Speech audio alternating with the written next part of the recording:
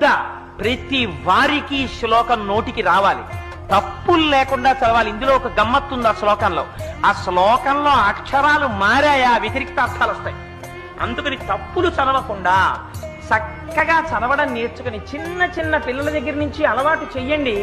స్నానం చెయ్యగానే ఒక్కసారి అమ్మవారి దగ్గరికి వెళ్ళి ఆ కట్టుకున్న తువ్వాలతోటో అందులో బాలవ భక్తికి అమ్మవారు పొంగిపోతుంది.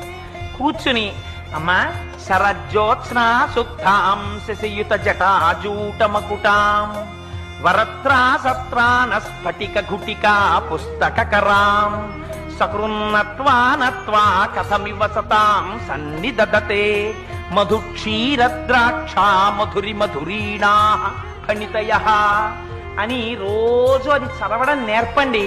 మీరు 1,00,00,000 రూపాయలు ఇచ్చినప్పుడు మీ మనవణ్ణి రక్షించుకున్న కన్నా ఈ ఒక్క శ్లోకాన్ని మీ మనవడికి మీరు